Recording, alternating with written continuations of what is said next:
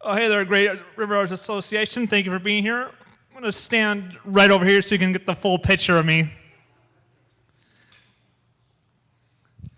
Yep. Thank you for being here tonight. My name is Berger. I'll be doing the stand-up portion tonight. And by listening to the sound of my voice, you can easily tell that I am super duper autistic. Yeah, I've been doing comedy for 13 years now. And when I first started doing stand-up comedy, I didn't bring up any of my autism, because I felt like maybe if I don't bring it up, nobody will know. But when they hear me talk, they know it. Yeah, and autism is making the round of the news in the past couple years. Like, more and more celebrities are becoming outed as autistic. Like, a couple years ago, there was a major celebrity that just got outed as autistic. He just got confirmed. He was SpongeBob SquarePants. Yeah. Big shock. Yeah, it's hard to diagnose like autism underneath the ocean, but they found him. Yeah, most people felt like offended. They said like making SpongeBob autistic would put autistic people under a bad light, but I just felt like no, it just put one of them under a pineapple under the sea. But me and SpongeBob are like very similar. Like SpongeBob is a sponge that absorbs water, and I am a sponge that absorbs social tension. Yeah, and it's good to be back in Little Falls, Minnesota. This is my hometown. I'm doing a clean set here tonight, not just because my parents live here, but because it's what I do now. Yeah, I used to do stand-up in Austin, Texas. I used to do comedy at the Joe Rogan's Comedy Mothership. And then last year I brought that comedy here to Little Falls and didn't quite translate well. Like one time I did some of the jokes I did at a bar in Little Falls, and the audience member tried to assault me with a potato. Yeah, that sort of thing doesn't happen every day. It's just, so when that happened to me, I was like, oh, I didn't know these things. I thought these potatoes weren't supposed to hurt you until they became French fries. Just gotta, and also like doing comedy in my hometown can be kind of awkward. Like one time, I almost did like a whole bunch of new, untested material in front of my high school crush's parents. They came very close to watching my set, but they left right before I got on stage because they were like, well, if our daughter didn't want us to listen to him, we shouldn't either. I was like, oh, come on, Mrs. Fleechek, we used to talk over the phone. Yeah, but it's good to be back in Little Falls, and Little Falls is has a sort of like a redneck vibe. Like, the local high school is like 1 block away from the trailer park. Just right there, right next to it. You could hit it with a stone. And what's weird is like the poor kids from that trailer park, each day they were still late to school. They're just like, what happened? Did your dad get pulled over again? Yeah, like most schools, they say like if you don't study very well, you won't make it very far. But at Little Falls High School, they meant that literally.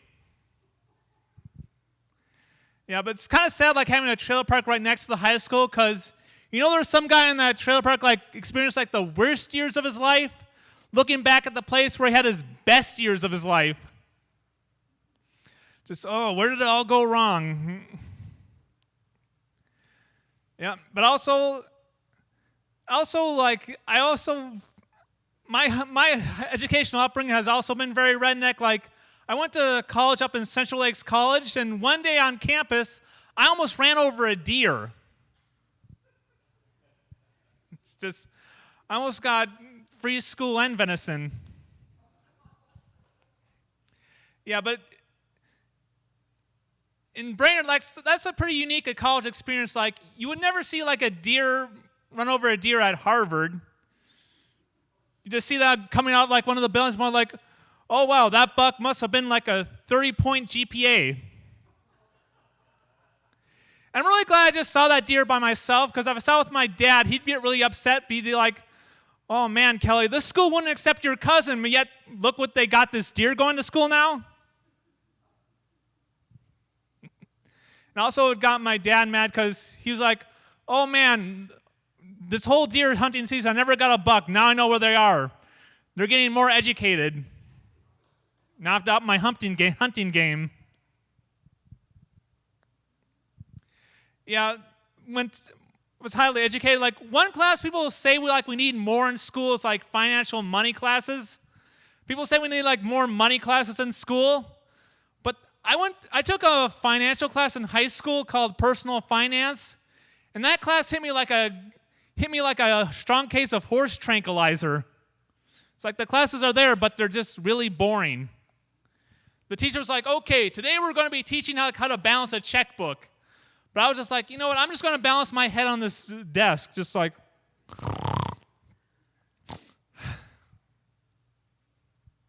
And you know, if you think like teaching money is tough in America, you should see how it's taught in like third world countries. Like it's even much tougher there because teachers are like, okay, class, today we're going to be teaching you about money. Okay, what's that? Like, you know, it's that thing you use to buy food.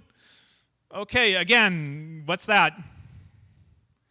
Yeah, people learn about money different ways. Like some people learn how to keep out of debt by watching like personal finance seminars. I learned how to keep out of debt by watching mafia movies. They're like, wow, Kelly, you really sure do keep out of debt pretty well. What do you watch, like financial stock tips? No, I watch The Sopranos. Okay, that's a new joke for the new baby. But I am what I call like semi-college educated, so I do like a lot of semi-college educated stuff that's like kind of smart. Like I change my shirt in my car. Like, why go out? I can just do it right here. Yeah, but I have to be careful. Like sometimes, like one time I changed my shirt in a trailer park, I was like, wow, I just blended right into the environment. But it's good like to learn how to change your clothes in your car because like the way this economy is going, like you're going to live in there pretty soon. Might as well get used to it. Yeah. I also do a lot of things in my car. Like I spend a lot of time watching YouTube in my car. It's like my pastime. It's sort of like turn my car into like its own mobile living room. Like anywhere I go, I can just watch television. But yeah, you also have to be careful like watching YouTube in your car, especially if like you keep the windows down because you have to watch the content you're watching. Like my rule is like if I'm watching anything like super political, I just have to make sure like the political content matches my bumper stickers. That way if somebody's walking by, they won't get surprised. So they're like, well, we know what he's getting. I think I call them like my bumper warning. And also, like, one popular video on YouTube is, like, watching people rant in their car, which is, like, pretty cool, like, watching it inside your car. Because it's like, turns, like, your camera into, like, a mirror. It's like, and sometimes if it's, like, the same brand as your car, it can fool you, like, wow, I'm getting really red. And also, it's kind of, like, awkward, like, watching YouTube in your car, like, especially right next to the radio, because the YouTube on the phone replaced the radio. It's like seeing like the new employee right next to the old employee. I'm like, wow, I'm looking at this device where I used to listen to Howard Stern to this new device where I'm talking about like where people used to talk about like when Howard Stern used to be good. Now both of the devices is where you won't listen to Howard Stern. Thank you. I like to keep things topical. All right, I'm going to see how much time I've been doing. All right, got one more minute. One more minute of Berger time. Yeah. Well, if you guys couldn't guess already, I've been doing the online dating thing for a couple years because I am a comedian, that is a requirement. And doing online dating is very tough because people's requests are very weird. Like, I was on one website a while ago, and this woman said to me, she said, you cannot go out with me unless you still believe that racism is real. I'm like, this girl is pretty cute. I can do that. Like, for this girl, not only will I still believe that racism is real, I will help contribute.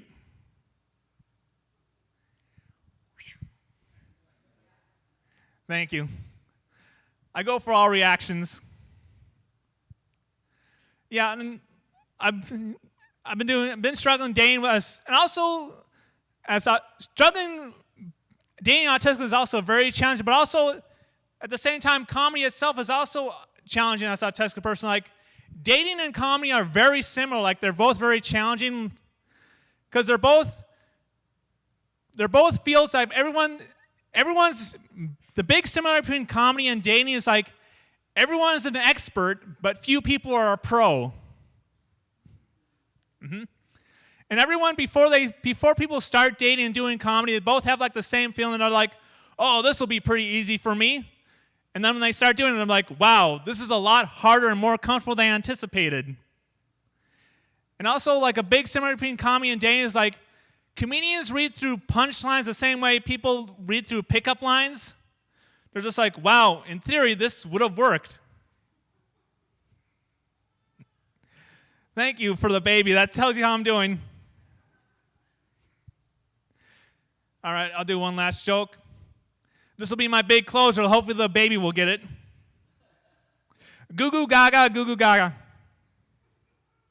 She got it. All right, this will be my last joke. You know, one thing I find very interesting, like there's a job called undercover cop where a cop goes undercover and pretends to be somebody else. I think other jobs should have like the undercover label. Like I think out there we should start having undercover therapist.